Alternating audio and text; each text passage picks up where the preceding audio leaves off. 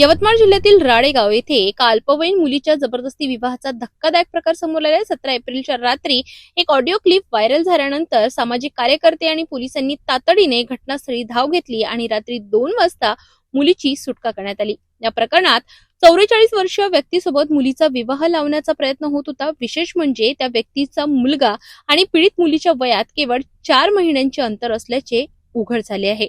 या संपूर्ण प्रकरणात मजहर कुरेशी याचे नाव मुख्य सूत्रधार म्हणून समोर आले आहे। तो राळेगाव मधील कुख्यात गुन्हेगार असून त्याच्यावर यापूर्वीही अनेक गंभीर गुन्हे दाखल आहेत। गोमांस तस्करी, धार्मिक भावना दुखावणे तसेच मुलींची छेडछाड यांसारख्या प्रकरणात त्याच्यावर खटले सुरू आहेत। तपासात आणखी एक धक्कादायक बाब समोर आली आहे, ती म्हणजे मजहर कुरेशीची पत्नी, जी पूर्वी हिंदू होती आणि त्यानंतर धर्मांतर करून त्याच्याशी विवाह केला, तीही या रॅकेटमध्ये सक्रिय होती। हिंदू मुलींना विश्वासात घेऊन या जाळ्यात ओढण्याचे काम ती करत असल्याचा आरोप आहे। बाल कल्याण समितीने या प्रकरणाची सुओ मोटो दाखल घेत चाइल्ड मॅरेज ऍक्ट अंतर्गत गुन्हा दाखल केला आहे। मुख्य आरोपींना अटक करण्यात आली असून जालना आणि इतर जिल्ह्यांमध्येही तपास सुरू आहेत। पोलीस तपासात हे सिंडिकेट अनेक वर्षांपासून सक्रिय असल्याचे समोर येत असून या प्रकरणामागे आणखी मोठी नावे असल्याची शक्यता वर्तवली जात आहे। दरम्यान भाजपा जिल्हाध्यक्ष ॲडव्होकेट प्रफुल्ल चव्हाण यांनी पत्रकार परिषदेत एक ऑडिओ क्लिप सादर करत या प्रकरणाचा पर्दाफाश केला। घेऊन काम करायला गेली इथे 22 वर्षाची नव्हती का? कोण?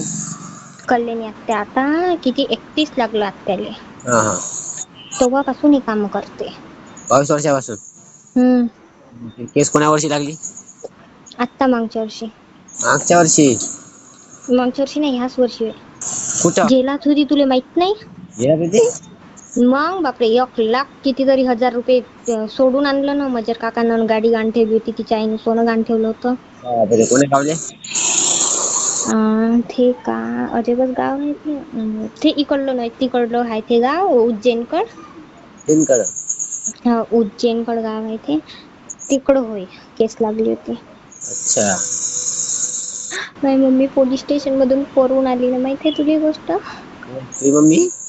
हो, नाही बा। पूनम आत्या आणि माझी मम्मी बी सापडली होती। हा. तर हे यायनी म्हणते का आम्ही दोघी जणी सुले चाललो। तर माझ्या मम्मीचा पहिला मोबाईल गायब झाला, माहितीये तुला? हरवला होता। नाही बा।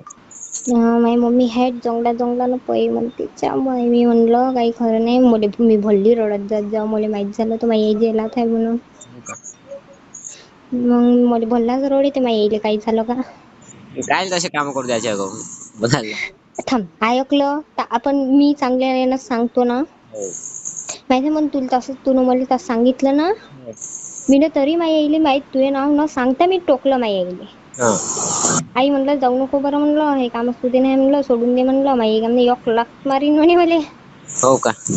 मी म्हणलं अहो, म्हणलं मग मी नाही का गोष्ट बदलवली। आई म्हणलं मला स्वप्न पडलं होतं काल, म्हणलं का आपल्या गावातल्या माहित झालं ना ते तुझ्या मांग आहे बा म्हणून पाहिले। असंच म्हणलं मी ना, माझी म्हणे जाऊ दे, टेन्शन नको घेऊ म्हणे, आखरीचंच काम आहे म्हणे। आता मग मी चाललीस म्हणे MP ला, म्हणे तुला तर माहित आहे म्हणे। हो म्हणलं, एकच काम कर आणि चालली जा बा म्हटलं। बरं, कल्याणी तिची केस कशी लागली सांगू का? पोरीले घेऊन गेली असं लग्न कराले, पोरगी पलटली म्हणते, पोरगी गायब झाली, ते तिथंच राहून गेली। मग पोरावाल्यानं फोन केला पोलीस आले, मग इले नेलं जेलात। आणि तो आला होता म्हणते ठाणेदार कडक, तो ठाणेदार डायरेक्टच म्हणते इले त्या मुसलमानात काढ ठेवून आहे।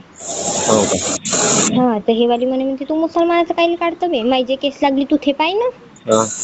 इनं म्हटलं म्हणते ते पोलीस वाला काय म्हणते इले का त्याला सोडून मायापाशी या। हो का? हा, तरी बिन हे चौथी करत आली। आणि मग तिच्या आईनं अर्धे पैसे सोनं नाणं गाण ठेवलं। एवढे रुपये कुठून येणार आहे एका दमात? मज्जरनं बिन गाण ठेवलं हे ते। मग दोघा मिळून पैसे सोडवलं। 2 दिवस राहिली होती ती जेलामध्ये। अच्छा। मग आता तिची केस आहे, तिला दर गुरुवारी जा लागते सही करायला। तिला विचार मजाकी म्हणते आत्याची म्हणा, कसं वाटतं म्हणजे जेल कसं आहे त्याची म्हणा, तुम्ही पाहिला का कधी म्हणा? पिऊन दाखवायचे म्हणा, हिरले पण दाखवायचे म्हणा, तशी मजा नाही, त्यांची गोष्ट मला माहित आहे, त्यांनी खुद सांगते ना रे, मला हर एक गोष्टी सांगते ना, माझ्या सांगत नाही तेवढ्या मला सांगते ना। असं म्हणजे किती वर्षाची पोरगी नेत असन? किती बिन वर्षाची राहिली आधार कार्डवर आपली एज वेगळी टाकते ना. अच्छा असं आहे का? आधार कार्ड बदलून देते आणि शुभम मामा दुसरं बनवून देत असते. अच्छा नकली आधार कार्ड. अच्छा असं आहे का? बरं आहे काय? काय फायदा असे काम करून. तुला की दाखवत नाही का पोरीचा फोटो की? माझ्याच याच्यावर फोटो येत असते. माझ्याच मोबाईलवर फोटो येते.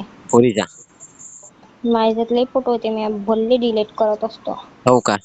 अशी केस गीस काही झाली हा हा तर माईवाली अशी म्हणजे पोलिसाचे आता मांग अहमदाबाद वाले पोलिस घेऊन येणार होते घरी. हा हा असं काही माहित झालं कारण की मला 18 वर्ष पूर्ण होऊन आहे ना. हा हा तर मला नेतेनं विचारपूस करायला जेलामध्ये तिथं ठाण्यात. म्हणून माझ्या मोबाईल मधून मी सगळेच आधार कार्डचे फोटो पोरींचे सगळेच फोटो डिलीट करत असतो. माझ्या मम्मीच्या याच्यावर कधी कधी आले नाही तर मग माझ्या याच्यावर पाठवायला लावते. माझ्या मम्मी माझ्या याच्यावर लई सारे एजंटचे फोन नंबर आहे माझ्या याच्यावर. आता जे याचा नेला कोणाचा म्हणते आपला आता जे मुलगी नेली तिचा फोटो आहे का? तुला पाहिलं त्या पोरीले? मी ना हो. टाकवर कोणी व्हॉट्सअप पावते जेव्हा मी सांगतो ना तुला तोंडानं. मग सांगतस आहे कोणतं? कंचन. कंचन हे नाही का रे पुढचे घर पारडी वे का कोण होते? ती लहानची पोरगी ते लहानची नाही रे मोठी आहे ना माया एवढी. हो तू एवढी खायची ते एक ढेपरचं पोरग राहते तेवाली लहानची. हो ढेबरसा पोरं आहे आणि तिचा नवरा आहे तिले नेलं सांगू नको फक्त कोणाले. बापरे तेच म्हणे खुदून माझी मम्मी काही तिले नेलं नाही. तुझा फोटो की नाही का? माझ्या मोबाईल मध्ये फोटो होते मी डिलीट केले. मी असे आलतू फालतूचे फोटो ठेवत नसतो. हो का? पण सांगू नको कोणाला गोष्ट बरं मोल्ल्यात कोणालाच नाही माहित.